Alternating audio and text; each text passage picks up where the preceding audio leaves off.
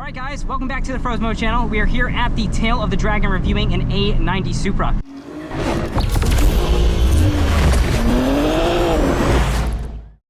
Now, this is not no regular A90 Supra. We have it in this awesome blue color out here, again on the tail of the dragon, but we have some awesome mods done to this guy, adding some additional horsepower, some extra pep in its step, and as you guys know with the glorious B58, this motor is one to remember and to love.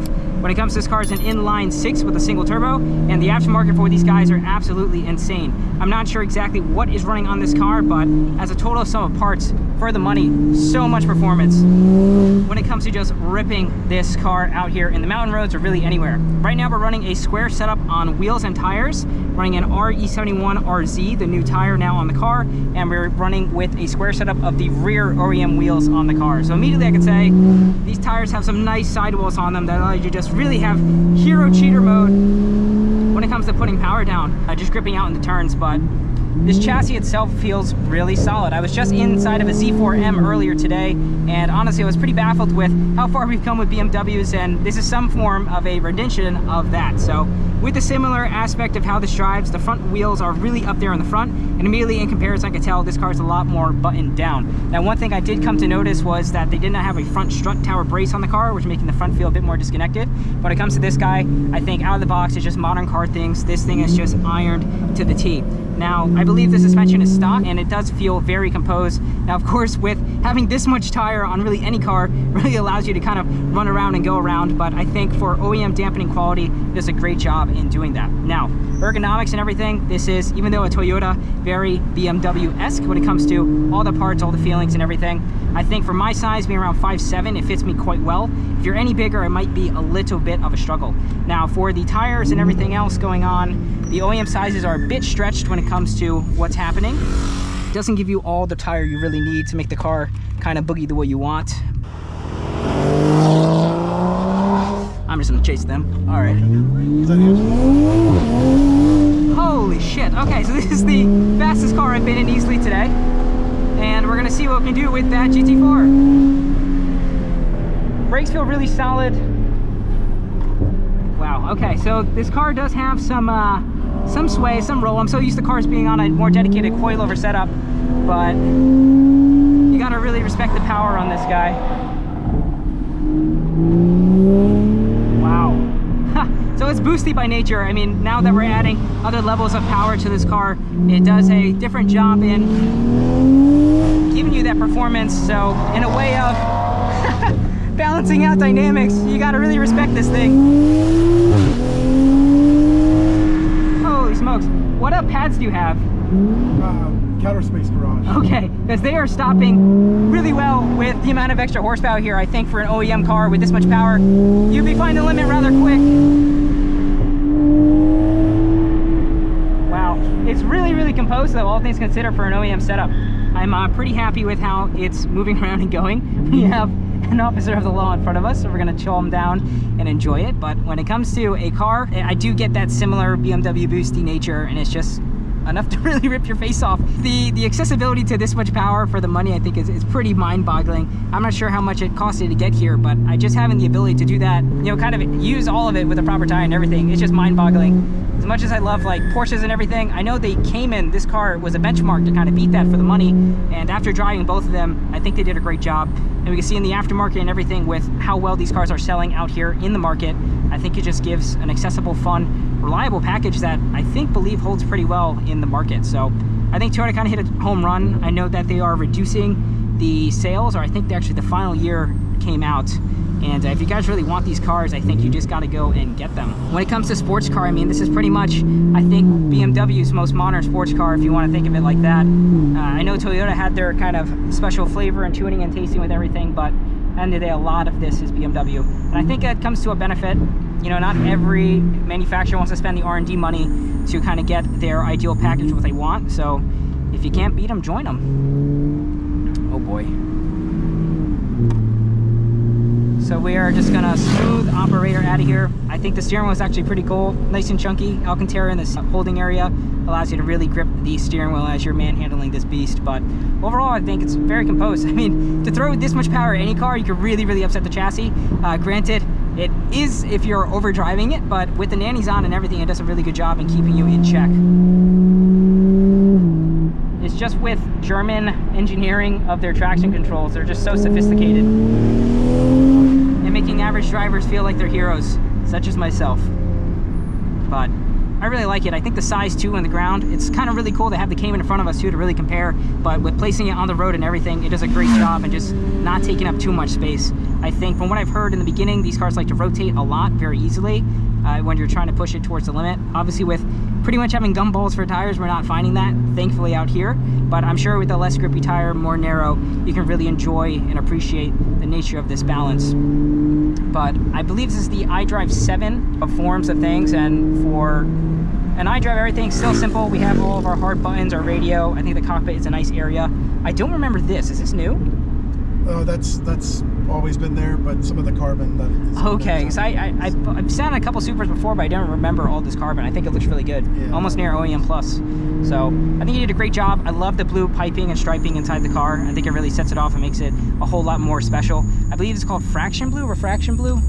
Refraction Blue. And it has a really nice color. It has the stripes as well, being the special edition. So it's absolutely a blast. But so far, I definitely recommend. I think you guys know, or in the market know and value what this car is. If you don't want to go full blown for the big M's, we can go with something a bit more smaller. I know generally it's not the S motors, but the B58 has proven himself time and time again with how well and stout it is as a platform. Reliability wise, power wise, you could track it, you could drag race it, you could really do whatever, and it just kind of gives what you throw at it.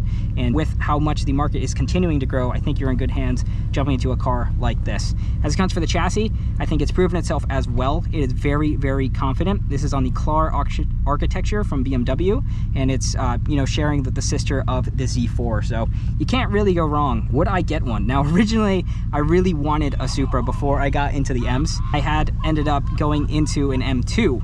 And with the M2, I just thought the practicality of the space, the size, and I did think at the time they did look a bit better. But as time has grown and everything, I do absolutely love how these cars look. So we're gonna do a walk around of the car, kind of talk about some of my thoughts and final closing remarks about this platform as a whole. And I hope you guys enjoyed some of this drive. All right, guys, we are here showing the outside of this beautiful reflection blue A90 Supra. As we see here with this super chunky meaty setup, we are running a sticky 285/35/19 on this car. I ran that size on my M3 out at NYST, and the car felt unstoppable. I don't know how to explain it, just you have so much grip with this Super 200 tread-wear tire, and out here with the new compound, it feels up to match. It gets up really good in temp when it comes to giving you all the adequate grip you need. And although they don't wear the best, when you want the guilty pleasure of just being able to put power down, I think for the money and everything, Bridgestone makes one hell of a tire. So let me know what you guys think. I'm gonna overlay more driving footage and everything, kind of show you how it goes, but this thing is an absolute ripper. I mean, just with the style, the performance, everything, these cars are really special, and it's kind of sad to see them go, but if you got one and enjoy it, let me know. All right, let's keep going. Thank you guys so much for watching. If you enjoyed this content, please don't forget to like, comment, and subscribe. Here I have Ryan, the owner, recording me do my drive back down the Dragon. This car is an absolute weapon and monster with the right setup as we had out here. You guys get to see me slowly but surely get more comfortable and faster with this car. Please excuse the camera angle as my GoPro did die, but I'm so glad that I still was able to get some footage. So let me know what you guys think down below.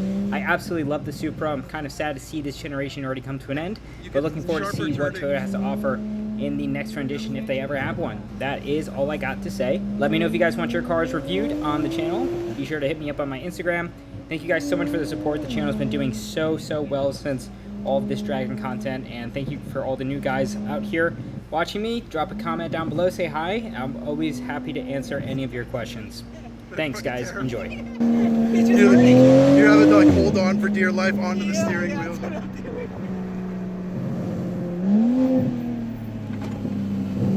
Oh man, it's so good.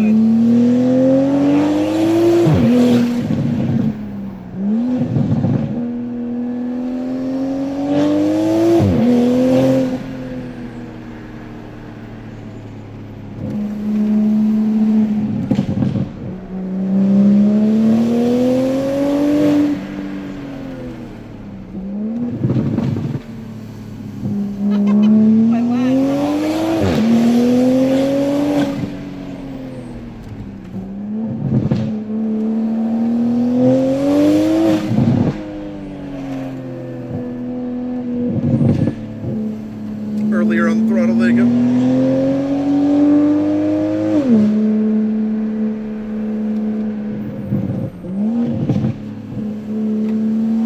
Yeah, I'm trying to find where it likes to like not. There's like a tipping point where it becomes too growly. There you go. You can almost steer it out, even though traction control's on. You can almost steer it out with the throttle. Yeah, If you it's jab got the steering wheel. Oh, you can just make it just kick Yep. out. Don't want to push too much. Alright, I felt it a little there. It likes to rotate on the throttle. Yep.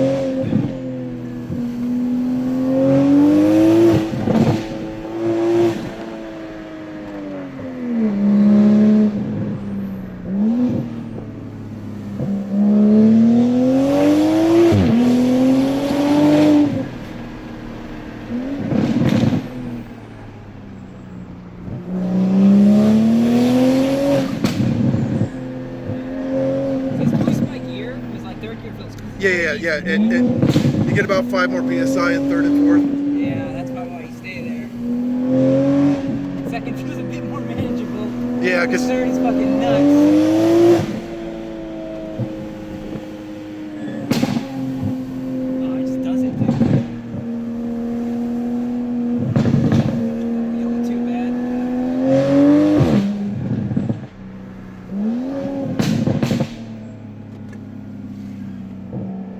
Thank you.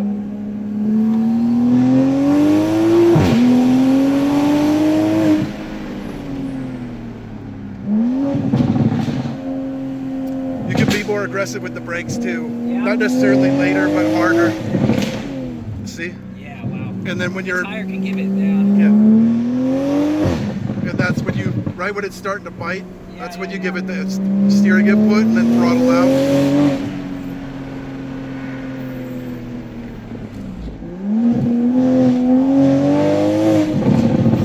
See? Yeah, it's rowdy now. Yep. See, go.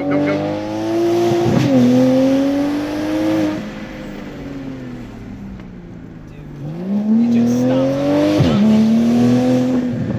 Okay, yeah, I understand now. Not as much higher, but there's part of me that's like, I should really just calm the fuck down.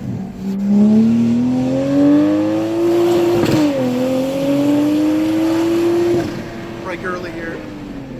This is a little bit of a bump before. Throttle, full throttle.